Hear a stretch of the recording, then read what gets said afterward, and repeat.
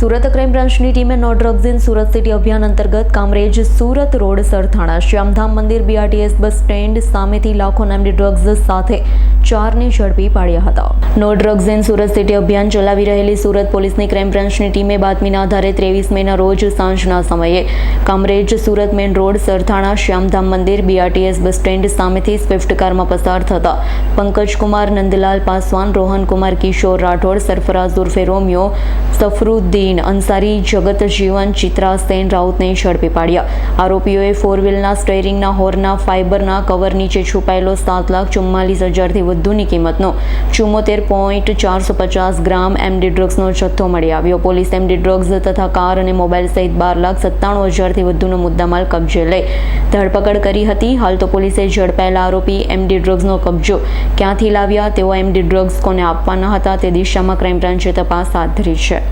No drugs in Surat city અન્વયે Surat crime બ્રાન્ચની team સતત જે ડ્રગ્સ વેચવાવાળા પેડલરોથી લઈ ટોપ ટુ બોટમ થિયરી હેઠળ અલગ અલગ લોકોને આઈડેન્ટિફાઈ કરી સતત એમની વિરુદ્ધ કાર્યવાહી કરી રહી છે।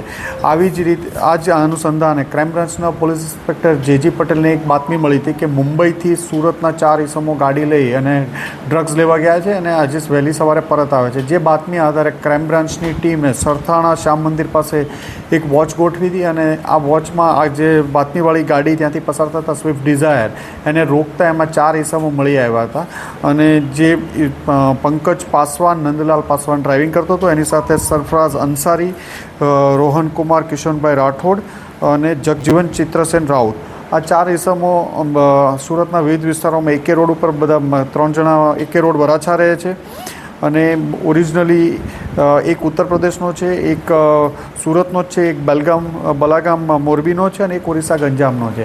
આમના કબજામાંથી 75 ગ્રામ જેટલું એમડી મળી આવ્યું છે, જેની કિંમત 7.5 લાખ રૂપિયા થાય।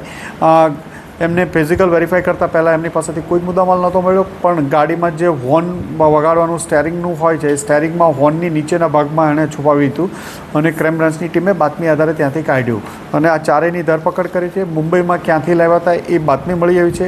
અગાઉ પણ આ લોકો 3 ટ્રીપ મારી ચૂક્યા છે। અહીંયા ક્યાંથી લાવતા હતા, કોને કોને આપતા હતા, આ દિશામાં પણ તપાસ ચાલી રહી છે। Bureau report S9 news Surat. અમારી તમામ માહિતીથી અપડેટ રહેવા માટે જોડાયેલા રહો S9 ન્યૂઝ સાથે।